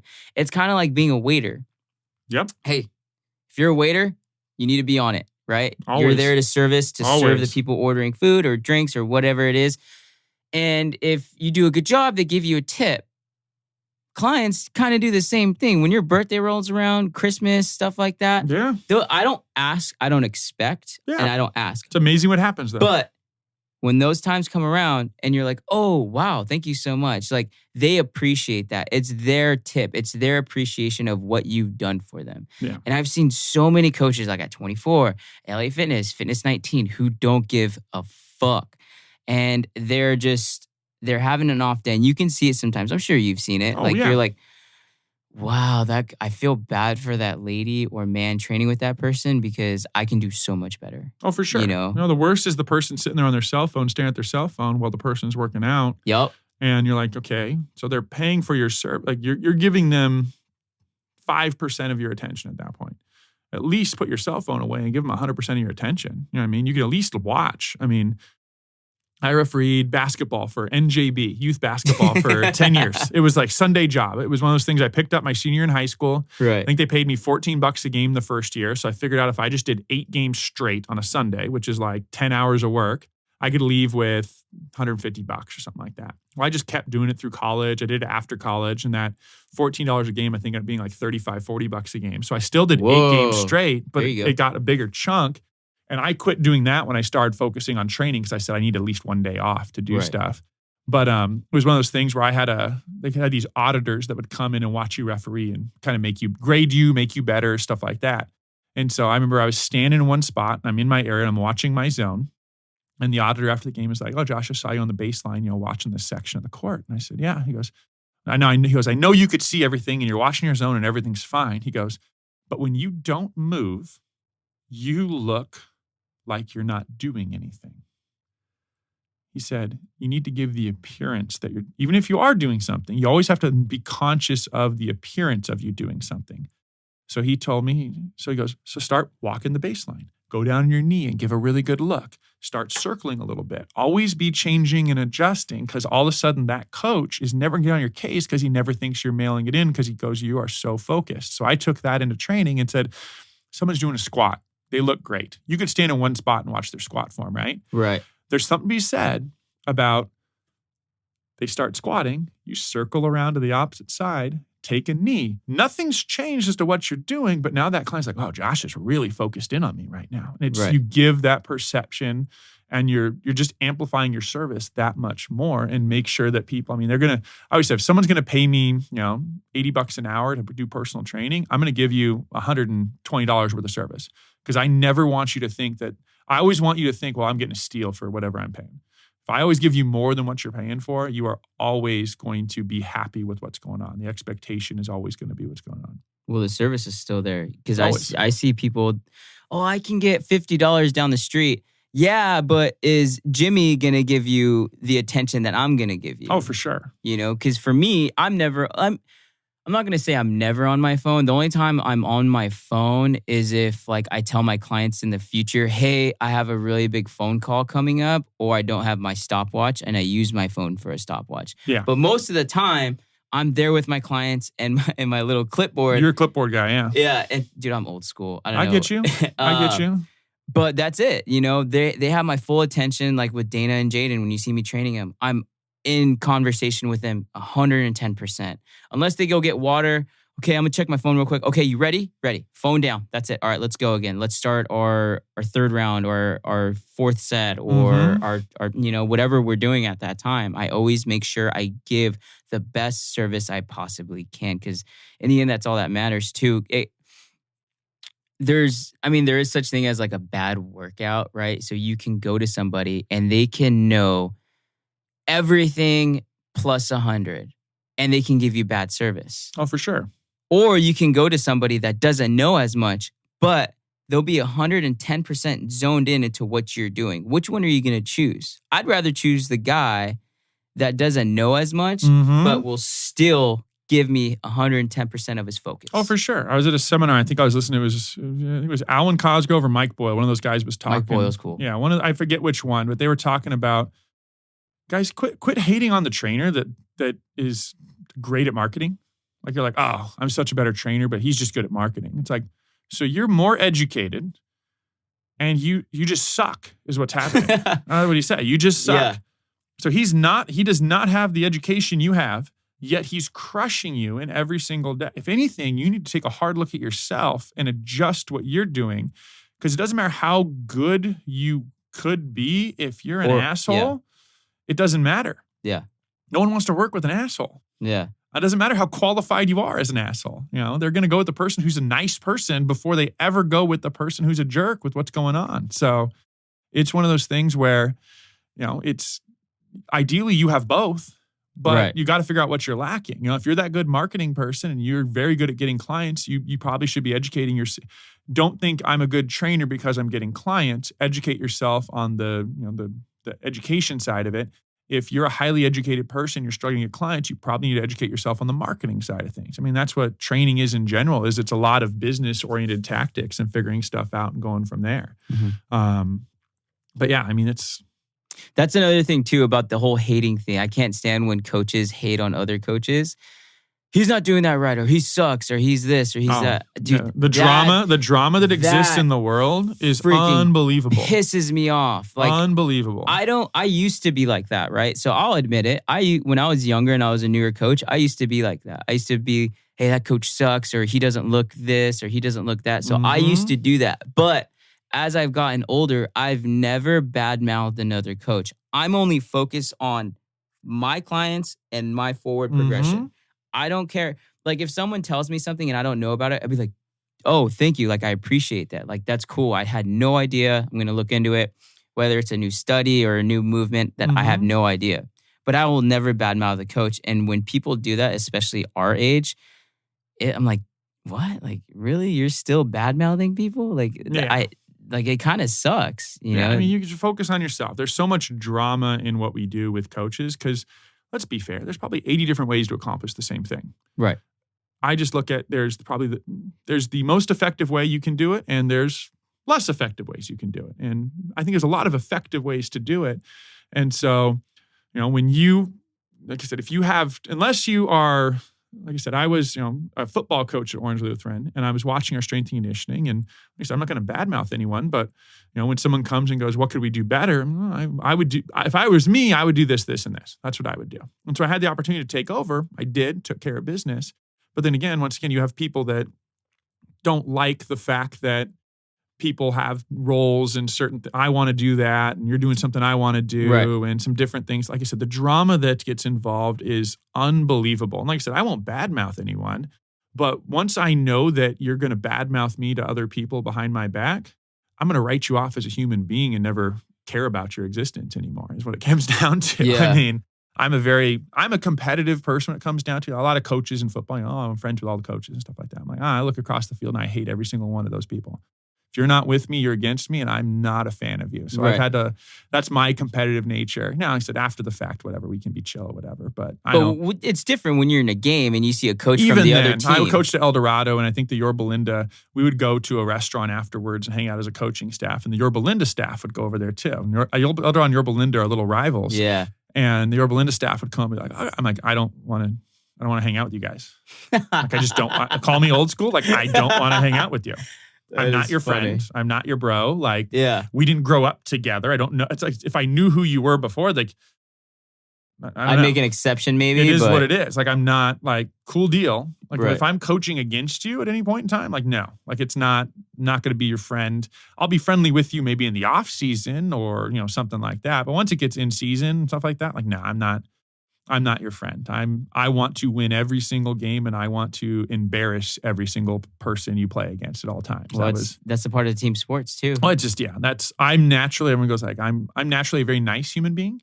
So I had to learn to go to a dark place playing. And a lot of that was, okay, I'm going to hate the person I play against. I have to hate the person I play against to do the things I need to do to be successful. Right. And so, like I said, it just at this point, it's natural when it comes time for game time that, like I said, I look across the sideline. I hate every single person on that sideline. If you're not in my uniform, you're not on my side. Therefore, I hate you. It is the end of this. That's all it is. How do you balance the time? Because you have to deal with Orange Lutheran still, and then you have to deal with your clients, and then you have to go to San Juan Capistrano for Fairmont Prep. So now what I'm doing, it's like I said, shift. One of the things that was enticing to me to do the San Juan Capistrano was I pulled back on my clients a lot. Okay. So I had a couple employees. When I came over to Axiom, I had a couple employees that came with me. So what I did is I took most of my clients and I put them with some of those employees to make sure they were taken care of, to give them some extra business. And then, so, because I'm down at San Juan Capistrano, I start my day down there at 8, technically. I'll get there at 7 just to get things taken care of, avoid traffic, stuff like that. Be safe. Yeah. But then I'm done there at about 2:30, 3 o'clock. And then once football picks up again, I'm going to shoot up to Orange and do the football stuff. But then that's it. After that, I'm done. I have a couple people I'm working with a little bit just on the side here and there. but it's not. I've really pulled back on the individual stuff a lot right now because I'm able to. I always say you can go be an early person or you can be a late person. It's really hard to be both. Right. So most of my You get burned out. 100%, and the burnout's real. So one of the big things I did was I always shifted and said, all right, I'm going to be a late person because I would find I had a lot more clients that wanted to work out at 9, 10 o'clock at night that got off of work later. So then I was like, okay, then I'm not going to start my day till 10. So that was my shift in that. And now I'm shifting it back the other way because I'm going to start a little earlier down Santa Capistrano. But because of that, there's no way I can train people till 9, 10 o'clock at night and then wake back up at 5 o'clock in the morning and do it all over again. That's just not a realistic thing. So, like I said, pulling back on the individual stuff that I'm handling. And, now I get to do, the athletes I'm working with in person, have a couple of clients that I'm working with for a long time, and then take care of the football stuff. And if you think about it, that's all you wanted to do. So you're at a Fairmont prep school, which is one of the top schools in San Juan Capistrano. And then you're at one of the big Trinity leagues too, at Orange Lutheran. So do you ever think back to 5 years ago or 10 years ago to where you're at and you're like, whoa, like what I said and what made me laugh, I'm actually for sure. literally accomplishing it right now. It's really neat to do that. I mean, even I remember being at 3 o'clock in the morning, painting the facility that I put together, sitting up on the the scissor lift as I'm painting 30 feet in the air and kind of looking around, just smiling, being like, I used to sell insurance and now I'm painting a wall, and that's yours. That facility is yours. Yeah, it was my facility. So I'm like, this is really cool. I look back and I always try to look back and say like, okay, would the Josh in high school look at this person and think that's a good person to be? And if I'm constantly, that's my kind of judge right there. And if I'm doing things that I would make that version of myself like, all right, it turned out pretty good, then that's the kind of person I want to be. So as long as those decisions, my mantra for life, if you will, is I want to help as many people as possible and then, make the living after that. But the helping of the people comes first. I think it's a Zig Ziglar quote that he says, to get what you want in life, you have to help enough other people get what they want first. That's fair. Yeah, and it's one of those things you have to put the work in on the front end to reap the rewards on the back end. You meet a lot of people that, they're like, oh, my job, it's the manager's doing this wrong. We could be so much better. We could be doing this, this, and this. I'm like, well, why don't you start changing some stuff and make it better? Yeah. And then maybe they'll give you promotion. But he goes, that's not my job. I don't get paid enough to do that. I'm like, you never will, bro. You never will. People, I hate hanging around those people. The money follows the work. Yeah. The work doesn't, it doesn't follow. You don't get paid more and then all of a sudden start working more. That's not the way the world works. It's based off performance, and performance comes first. Money comes second. You're exactly right. Like I have people like, oh, so you feel like, you're doing this and that, and you finally you're doing this Fairmont thing. I said, yeah. But I said, I couldn't have got this Fairmont thing without grinding it out for 12 years on the front end because I wouldn't have been as desirable. My resume wouldn't have been as good if I didn't work. I worked at Anaheim High School for their strength and conditioning. I got paid $0. Zero. But I wanted to work with a large team and take a program. And I knew it was going to be, I could help these kids out and it's going to help me because now I can say I worked for Anaheim High School football. Working for Anaheim High School football gave me the school prop stuff. So when I started working for Rosary, they're like, oh, cool, he's worked for Anaheim High School football. So we know he's worked in a school setting. Plus he has his private sector stuff. So he's worked with all these different athletes. We're good to go there. Then you have Rosary and Anaheim, and I worked at Orange Lutheran. So like I said, it starts building on itself. And you get to do the stuff like that. So, it's one of those things where if you're always looking to level up, you just got to keep finding those. And sometimes you have to give away the service for free so people even know the value, I agree. It just is what it is. You have to charge less if you can. So many times where you get a person coming in, it's like, oh, I can't pay the normal rent. I want you to come in here, pay. What can you pay? Let's pay that. Let's take care of business. Let's go from there. But you're going to get a lot more pay it forward karma by helping that person out. And you're going to become better as a trainer of human beings because you got to work with another human being. I agree. You just got to figure out what works. I agree. I can't stand the complainers that expect everything and give nothing. When you put in time, your devoted time, and you don't get a cent in return, it's the same thing as when Jeff Bezos invented Amazon, as when Elon Musk came out with Tesla. Those dudes didn't Mm-hmm. have any, like they worked for free. They literally worked their ass off for free. Oh my gosh. They would work 24/7 around the clock. And now they have the stuff that they have today is because they worked their ass off for it. 100%. You have to put in the wrench time first and then money will come. I mean, I'm not saying it'll come in 5, 6, 7. It takes maybe a decade before that. Even. 5 years of training people. Like I said, I had the date. I could accelerate the growth of my facility because of the fact that I did have a day job and I took $0 from the business and put more money into the business from the extra I was making from the day job and get it to the point where I could quit the day job faster in a lot of ways. So. Yeah. Like I can't stand that, man. It even coaches too. It pisses me off when a new coach comes on board and they're like, "It's been 4 months and I don't have a full-time schedule." Dude, it takes years before you have a full-time schedule. Not only that, people fall off, so you have to make up for clients lost. Oh, So you have to worry about retention rate. You have to worry about renewals. You have to worry about people getting or getting new clients. Like there's always something to worry about as being a coach. If you're a good coach, you have all three of those in line and working together. well, the private sector is the hardest place to do it because you have to generate your own people. I mean, Yep. I've seen a lot of coaches at the school level that you can be not as good a coach at the school level because these are captive athletes. They have to use you. You don't have to prove your value every day. So that's always been my advantage of going into the school level settings is I know how to prove my value every day. I know how to communicate that value to parents, to stuff like that. So no one ever, that open line of communication makes everything run smooth on a regular basis. I mean, and like you said, there's so many people that like, well, I have a master's degree in kinesiology. I should be in charge of a program at this point at the school level. I'm like, cool deal, bro. Like, yeah. Like what have you done? Yeah. What have how you many done? hours have you put in? Yeah, what what does have your you done? resume look like? Yeah. Oh, Yeah, you you've- graduated from a high level school, but what have you done? Yeah. I mean, you see it. I mean, and those type of people too. Like once again, when you first start, everything's super simple, and then you start learning a bunch of stuff, and you start making things more complex. And then I say you reach a certain point where you're going, okay, how simple can I make it? Right. Dan John's one of the guys I follow a lot of, and he's everything in life is a push, pull, squat, hinge, loaded carry. That's it. Is that Dr. John Russin? No, Okay. Dan John. Dan John. Dan John. Who's Dan Dan John. He started off. He's a throws guy. Went to Utah State. Lives in Utah. He does throws like discus and shot put type Right. stuff. He's got a doctorate in divinity, actually. What? Yeah, and he's a pretty premier strength and conditioning coach for athletes because once again he simplifies everything. He goes, you don't have to make it super complex. Yeah, those complexities can make things better, but once again, start categorizing things. Everything in life is a push, a pull, a squat, a hinge, or a loaded carry. And I can start going like, okay, now you can throw, within all those movements, you have bilateral and unilateral. If you're looking at upper body, you have vertical and horizontal of all those things. If you're looking at your loaded carry as like a core exercise, you have anti-flexation, anti-rotation. You can start dividing that down in there, but simplify-wise, it all fits into those categories, and you're striving for balance in a lot of ways.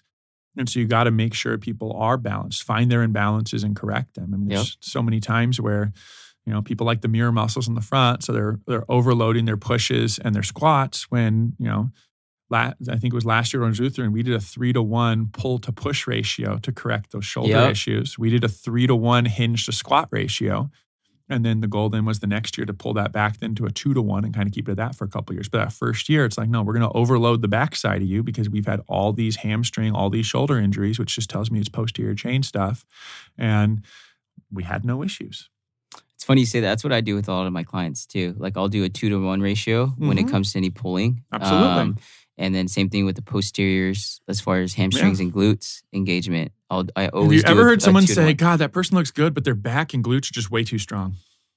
No. Never heard that. I've still, It doesn't, that doesn't exist. That doesn't even make sense to me. Doesn't It's exist. like, what? Plenty of people go like, oh, they don't have a back, they don't have glutes. You know what I mean? They have Right. forward shoulder roll and all that Right. stuff. I've never heard like, God, look at that athlete. It's all, nothing but butts and back. It's like, sounds like exactly what you want. Yeah, exactly. Sounds like Especially for exactly what you athletes. want. Well, and Even general regular people. Yeah. Regular people want to look like athletes. Yeah. I train regular people. There's not much different than, the only thing with regular people I don't do that I do with athletes is a lot of the plyometric and jumping and landing. Unless they play sports at some level, we'll play with a little bit of that stuff. But I don't want to put a 40-year-old dude through something that the 17-year-old kid's doing, because I don't want, once again, the best ability is availability, and you're not available if you get hurt in the weight room. No one should. Safety first and then performance second. Start small, see where they're at, and then progress from there. Exactly. Like, I'm not going to put 90-year-old Nancy on a Bosu ball doing curls to an overhead press. You know? Like, it doesn't make sense. It doesn't make sense for anyone to do that. Yeah. But it's one of those things that you just got to find the progression, refine your progression regression systems as a coach. So okay, where in here do you fit? Start them there and then start progressing them from that point. Because you have some people that, cool, we can start right into a front squat and they're good to go with a barbell. Some people, it's like, no, we got to go back to goblet squats and work from there. Seated squat. And a lot of times too, it depends. Like, you got to, they can't squat that low, so you got to put the bench a little higher or fix something. Maybe it has to do ankle with flexation's out of whack, so we got to go throw some 2.5-pound plates underneath their ankles for a little bit. You know what I mean? You figure it out to get that movement pattern the way you want it to, and then and I'm not about. Some people are about doing the correctives before you do that. We'll start squatting, and like I said, we'll work on your ankle flexation in addition to squatting, but I don't want your squat to fall behind because we're so mashed up on fixing the corrective aspects of it. Right. But then again, like I said, I've seen strength and conditioning coaches who don't allow kids to put the plates underneath their ankles when they don't have the ankle flexation to squat properly. Like, no, they need to figure it out. And I'm like, dude, you squat in Olympic weightlifting shoes, bro. Like, you're telling me like you're allowed to do that, but they're not? Right. When are they allowed to do that? Right. You know what I mean? Like, it's one of those things like... do as I say, not as I do. Practice what you preach, because, I don't know, the youth of today can sniff out bullshit, non-authentic people real quick. And the best thing you can do as a coach with athletes is to get buy-in. If they believe you, they're going to follow your program. If your program's good, then you're good to go. You could have the best program in the world, but if you're not an authentic individual and no one buys into you, doesn't matter. Yeah, and as like a coach too, you can't beat around the bush with bullshit too. You have to be an honest, transparent coach. Honest and transparent. Like with when clients would ask me questions, like, you've seen me, I squat bare feet or like in flat shoes. Like, I'm trying to focus on myself. If I were to ever compete in a powerlifting competition, sure, just to get my depth a little lower, because they check for that shit. Like in a freaking, like with glasses and everything. Top of the hip crease. Yeah, exactly. To the top of the knee. But other than that, like, there's no need, like, I'm going to focus on my mobility and my flexibility and make sure I'm doing it correctly. Absolutely. That's how I am. And I'm very transparent with my clients too. Like, I don't tell them bullshit. I'm like, even if I don't know something, they're like, hey, what is this? What can I do with this? I actually don't know that. Let me figure it out. Oh, for sure. There's nothing wrong with saying, like, let me check up on that. Yeah. I know what you're saying. Let me do some research and come back to you. And then I'll get back to you. Yeah. I will send you a recent study on it, and then we'll talk about it in the future. Like, that's how I am. And a lot of coaches aren't like that as well, because they feel so pressured to know everything. To know everything. To not make mistakes. Yeah. It's fully fine to make mistakes. You just own it and move forward and correct and pivot. And two steps back. I'm like, no, it's just pivoting. Yep. Just go into a spot and you hit a spot where maybe you're stuck. Okay, where do I pivot from here? Yeah. If I have to backpedal a little bit, cool, but I'm going to pivot. Right. Go here, pivot. Go here, pivot. Go here, and just keep pivoting your way through life in there, and you're good to go. And then you see yourself progressing a little bit slowly, and progression is progression. Yep. No people matter what it is. it's just everything you can learn in life, you can learn in the weight room. You know what I mean? Like, progression over time. I want to make $1 million right now. Well, no one makes $1 million right now unless you win the lottery, and good luck doing that. So, it's going to take start work. So here's my goal. I'm going to make a plan going backwards. And now here's my point. Here's my point B. Find my point A. Right. And then follow a plan. Yeah. And then what's the biggest thing? Consistency in the weight room. That's a big thing in life. The more everyone's like, oh, Josh, you're just a big guy. You don't get it. I'm like, no, I'm a naturally skinny guy that got this big because I'm too afraid not to work out. I don't want to be skinny ever again. So it was one of those things where it's like, I started working out at 15 years old and I never stopped. Like I may have taken a week off here and there, but like I've never had an extended period of time where I stopped working out. You know what I mean? I constantly change progressions, figure things out, shift different, do different things. And then I don't give my clients anything that I haven't done either. So I mean, if you're doing it because it passed the test with me before I put it in there, and it works. That's all. It's effective. That's the big thing for me. It's like, oh, why do you do this? It's effective. I've seen it effective over and over and over again. I'm going to keep doing that because my coach's eye tells me it's effective. I forget the book I'm reading right now. I think it's called The System. It's about some NFL strength and conditioning coaches that basically adapted some of the Soviet systems to American football. And they were talking about how they would go back to Russia and start, picking the brains of some of the Russian athletes because their strength programs were so much better than ours. And they kept talking about the coach's eye. Well, it depends on the coach's eye. That depends on the coach's eye. And they're like, these guys are just shitting with us. Like, they're just not telling us stuff. What they came to find out is in the United States, our sports science world, the way it works is when it's testably good, we start doing it.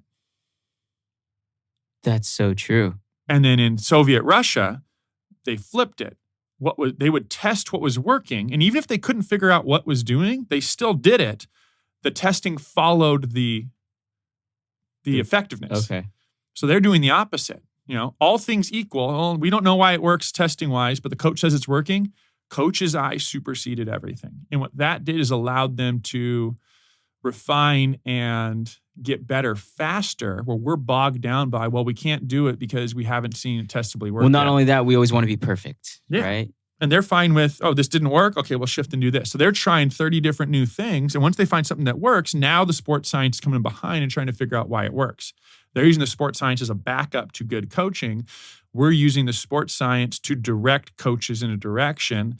And that was the wrong way to do it. I mean, there's so many times where, like, I had someone one time, oh, what's your annual plan for the football team? I'm like, well, I have these blocks. I don't know when we're going to transition from block to block, though. And part of it is I had two coaches that worked out of my facility. Both were Soviet system coaches. One was with the Polish national team in the 70s. One was with the Cuban national team in the late 80s. Jesus. And so they both learned that Soviet progression. So when I wasn't training people, I would just sit there and watch how they coached and watch how they moved. Take and notes. Just absorb everything that I could. And so when someone says, well, what's your annual plan? I said, well, I said, the dates aren't going to be, like, on this date, we're not just mystically shifting to this. Like, we're going to do this until I see what I want to see out of the kids. And then we're going to shift to this and we're going to move our way through. And then, yeah, cool. We'll start spring ball on this date. We're going to pull the volume back on that because they're going to be in the field a little bit. So that's that we know that date's happening, but this is how we're going to pull the volume back. But if something's working, we're not going to change it until it stops working. Everyone has that thing. Oh, it was the best program I ever did, and then I stopped doing it. Right. Because I got bored and I moved on.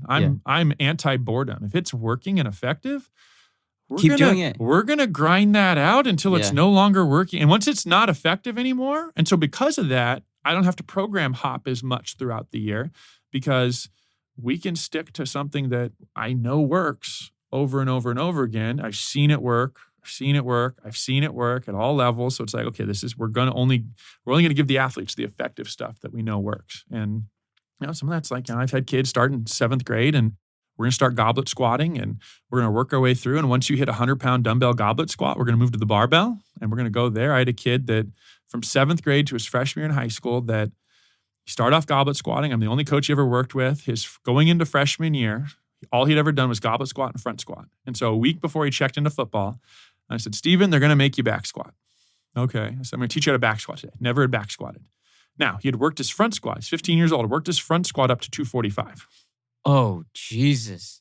So the first time he ever throws a back squat in, he hits like 350 as a freshman. And all the way down, full depth, knees wide, never back. And that's a big one. That's a, Mike Boyle one. He got away from the back squat a couple years ago because he found everyone could front squat really well. And he's progressed further and said, just do single leg split squats the whole time with your rear foot elevated. And that can work really, really well. I'm still a bilateral guy. I think squatting's still good, but I'll stick to the front squat. And like I said, we might have someone that eventually gets to back squat because they can. But, I was at a seminar and him and I are talking and he goes, front squats are pretty easy for you, right? I said, yeah. He goes, how about back squats? I'm like, I got to lean. It's real hard. I got to do a low bar. Otherwise, I'm going to fall backwards. He goes, dude, stop back squatting. You're pounding a square peg in a round hole. Why? Do you compete in back squat? No. Yeah, you're an athlete. He goes, just front squat. So I switched to front squatting at that point in time and never looked back. I'm like, yeah, this makes sense. I can go all the way down, full depth in a front squat, no issues. Range of motion so much better. I don't need to back squat. I'm not competing in a powerlifting meet anytime soon. Back squatting for the sake of back squatting is just, I don't know, it's square peg and round hole. Why? Don't do something because it's tradition. It's do something because it's effective. And it's coaches learning from coaches, letting go of that ego and 100%. Learning from somebody else that you don't know, Yeah. Going back to the fact that, hey, if I don't know something and someone brings something to my attention that's very intriguing, absolutely. Oh, shit, that's cool. Let me learn more about that. I love the seminars I go to when, like I said, you get to stand and have a conversation with a guy like Mike Boyle and you just chat with you. You didn't know who I am. I'm just a dude standing there and he just come up and say, you're a tall guy. Let's do this. Dan John, same thing. I'm like, dude, I read all of your books and now we're having a full-on conversation. Isn't that crazy? This is really cool. Like I'm cool with that. Like I'm a little starstruck and a little fanboyish right now. So do you ever feel, because I know you coach a lot of kids, so do you ever get that feeling of there's an X amount of pressure on you because the kids not are watching you, but they kind of look up to you? I felt that for a long time. So like growing up, I played sports and I went to Orange Lutheran and I was right at Orange Lutheran at the time when they were really starting to get a lot of press of being good at football. So I came from a Lutheran elementary school, Rice Lutheran School up in Brea on Imperial Highway. And so, I had 14 kids in my 8th grade class. 14 kids. And so when I jumped up and went to Orange Lutheran and played football, I was the only kid that came out of that school that went to Orange Lutheran and played. I never played tackle football till my freshman year. So I grounded out. Wow. I played flag football, 8-man flag football in junior high school. My mom, literally I played football because I went to a game. I saw someone catch a 90-yard touchdown pass. I saw the cheerleaders. I saw the crowd. I saw uniforms with your names on the back. And I'm like, dude, I want to be a part of this. This is cool. Yeah. And my dad's like, are you sure? I'm like, yeah, dude, I want to do this. He goes, you've never done this before. I'm like, oh, I'll figure it out. And then, like I said, I wasn't this football guy that went in there. I turned out to be very good at football, but it was one of those things that, I wasn't a known player coming in there. Just all of a sudden, by the time my senior year hit, I played both sides of the ball in every special team and did everything they needed me to do. But it just was interesting to go through there. But I was coming out of my school, I still went to church at that church. So every single person knew, oh, Josh plays football. Oh, Josh is a starter on Orange Lutheran's football team. Oh, Josh has his picture and his name in the newspaper on a regular basis for doing stuff. And so even at the high school level, you're always being looked at. Always being looked at. And that was always a thing that I always took to heart and said, once again, I want to be the type of person that a younger version of myself would look up to. And so I've taken that all the way through. Literally, I don't drink, don't smoke, don't do anything like that. Originally it was athletically. I didn't see the competitive advantage to doing any of that stuff. Right. And then eventually I turned 25 and I'm going, okay, why find my limit at 25? Right. Let's see. Yeah. I've not done this for 25 years. It's really not that difficult. Everyone knows I don't do it at this point. So it's really easy for me to go out and have a good time and not have to do that type of stuff. I have no problem having a good time without that. So it's one of those things that I embrace that aspect of it because I think it's enjoyable. But yeah, you set the example as a person for everyone, even your clients. It's one of those things where if you're eating garbage food and you're heavy, that's a bad example for your clients. And as trainers on the private side, we're our best marketing. People are going to go to you because you look like you want to look. Why do high school and college athletes want to work with me? Well, Josh looks like he knows what he's doing. Now, I could not know, and they don't know, but I'm at least passing the eye test for them that I've done something enough to get myself here that they have an initial level of trust. Or if I weighed 300 pounds and had a gut and never worked out, unless I was like the U.S. national team coach for 25 years and had that kind of background. And and you're retired. And you see those, exactly. You see those guys that they're in their 60s and they're heavy set now, but guess what? They're a dude because they've coached for 40 years. So yeah, they could afford that. They're retired. But they've already put the time in and have but when you don't have the reputation quite yet, your reputation is yourself. And if, once again, people meet you and they're like, oh, you're the strength and conditioning coach? Oh yeah, you're a big guy. Okay, yeah. This makes sense that you're the strength and conditioning coach when they look you over. So it passes the eye test on a regular basis. And you have to. I've seen coaches that barely work out. And you're going like, what are you doing?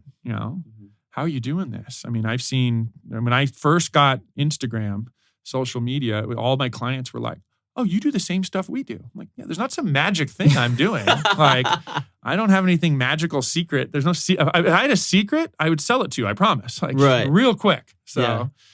We're all human. We all 100%. We all move the same. You are doing the stuff I do because I know it works. If I find something that works better, you will do that too. I promise. Yeah. You're right there. Right, exactly. And you got to also practice what you preach. There's been plenty of times where I've seen coaches and I'm like, wait, you're a coach? Like, you don't look like you like you see that first meet and greet, like you want to look like how you're supposed to look. Absolutely. Not only that, you want to have the education to go along with it. Yes, but it's twofold. Yeah, you got to have both aspects of it. The person who looks the part has to value the education part enough to go after it, and the person that has the education, you have to value the way you look too. You can't just say, I have education, I'm good. So, and just like you can't say, well, I look the part, I'm good. You want to have to blend that stuff together and take care of business. And once again, kids and people love authentic individuals. So you better be authentic in the way you approach things, because they will know. Sniff out the bullshit. They will sniff it out. They will sniff it out. If you don't care about them, you just care about the check, they're going to know that. Oh, I know so many coaches that care about the check. So many. Don't get me wrong. I mean, the check's important. I mean, money is about as important as air. You got to have it to breathe. Right. You know what I mean? But there's a certain limit though. 100%. It's got to be about the person first and taking care of them, and then the money second. Because once again, if you put the work in, the money follows. And that's a life lesson right there. Yeah. I get it, right? You're supposed to pay the bills, get your, water, electricity, food, car payment, insurance, all that stuff. But I see a lot of coaches that just don't care about the individual, and it's sad. Oh, for sure. They come in, the coach is usually always late, or they cancel all the time, or they don't show up because they forget. So that stuff kind of pisses me off as well, because I'm very punctual. I'm always on time, or I'm always like 10 minutes early.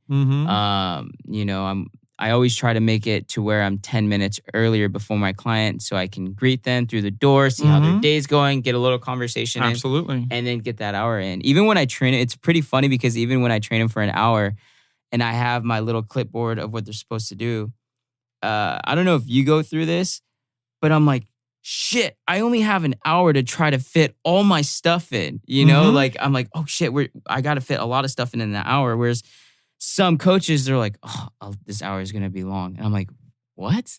Like, no, hours are quick. Yeah. I mean, most of my clients work out an hour and 15. So, I mean, it's one of those things where they start on the hour, and then they'll usually go over that hour mark. Because I tell people, expect about an hour and 15 minutes. And that should be good to go. If you take your time, it's going to take a lot slower too. Yeah. So, I mean, it's one of those things that, there's a lot of stuff to fit in there. So it's like, and that's where I go, like, how, simplicity is the ultimate form of sophistication. How simple can we make this? Leonardo da Vinci. Leonardo da Vinci, man. Leonardo da Vinci. I strive for that in most things I do. How simple can I make it? What can I cut out and still make it effective? Now, there's some things you cut out and it loses effectiveness, so you got to have that back in. I mean, most of my MO is, every person comes in, we do a mobility warm-up, we go through that whole thing. That's kind of all our corrective exercises are in that beginning mobility warm-up. They go in, we do some sort of activation, could be kettlebell swings, could be medicine ball slams, could be some base level Olympic weightlifting. We just get something of that nature to get that stuff in, some squats, some pulling, something to get everything kind of going. Then we'll go into our main lift, whatever that is. Maybe it's a squat, maybe it's a bench, maybe it's something like that. Usually we'll alternate that with some sort of other corrective exercise as their kind of active rest, if you will. If it's an upper body main lift, it's a lower body corrective, something like that. Then we go into our supplemental lifts, which, like I said, we follow that push, pull, hip, hinge mantra, and we accomplish what we want to accomplish out of that. And then, go into our core, anti-flexation, anti-rotation, see if I can throw in a little anti-extension, throw in a little bit more hip hinge stuff usually in there, something like that. Maybe a corrective hamstring exercise, something in that nature. Finish off with some metabolic conditioning, push a sled, flip a tire, the fun stuff, kind of, get that conditioning in, make someone feel tired. Because a lot of people come in 2 or 3 days a week max. So you have to, like you said, you have to pack a lot into those 2 or 3 days to make it effective. Now, if someone come in Right. 5 days, you can be like, okay, cool. We're going to work on our 2 main lifts this day. Then we're going to do supplementals the next day. Then The conditioning. distribution's different. You can distribute it differently. That's what I tell people. It's like, how many times a week can I come in? I said, well, but however much you can. Because the more often you come in, the more we can distribute the workout to be better. Or if you're coming in 2 or 3 days a week, we're kind of just doing a little bit of everything every day so it adds up at the end. Because otherwise you're going to be too far away from one of those elements. So, Yeah, simplicity is key at the end of the Simplicity, day. man. Simplicity. And if honestly, the best coaches will have the education, but they will make the average client understand with what they're Mhm. doing and how to explain it. That's the difference between a good coach and a bad coach. As I don't want to say a bad coach, but a good coach an will. effective coach and an ineffective coach. There you go. Ineffective and effective coach, and you want to make them understand what you're doing and why you're doing it and keep it in simple terms and understand that too. So Absolutely. they're like, oh, this does this does this. And eventually over time, your client learns as well of what to for do. sure. You got to take that complex information. You have to process it yourself and then put it in something they can understand and give it to them. Yeah. Because once again, if they don't understand it, there's no point in what's going on. I mean, I would like it if you've worked out with me for 2 or 3 years that if I drop off the face of the earth, you could still do your workouts and know exactly the format and you can follow that stuff through and go from there. Mm-hmm. So and then you're just playing with little stuff. Once your format's down, like I said, I've played with my format and kind of fallen into it. Now I'm just looking, when I go to seminars, I'm looking for, is there a more effective exercise to fit into that format? Right. Oh, look at this hinge exercise. Let me play with that. No, wasn't as good as what we were doing. Okay, we're not going to change. Right. I've seen that where guys go to seminars and they come back and their whole workouts are different. And you're like, oh, okay, I mean, everything you did before sucked or like, Yeah, I've seen that too a couple It times. happens a Yeah. lot. You go to a seminar and like you said, I mean, maybe early on when you go, you can start to adjust and change and do things like that. But if you're active in your reading and active in stuff like that, you should eventually get to, okay, I have my system. Now it's a plug and play system. What exercises? Maybe there's a different progression of squat you can throw in there. There's something different. Maybe there's a stretch. You change one mobility. Like I said, you start changing very little because you've gotten very, very good at what you did. And just look at what the effective coaches out there are doing. Do what they do and then make it your own a little bit. You know what I mean? But follow it and then follow a plan. You got to have a plan. You got to have a micro plan and a macro plan for everything. So. Exactly. Well, hey, on that note, Josh, thank you so much for coming. Appreciate being here. Hope you enjoyed it on the show. Everybody, have a great rest of your day. Later.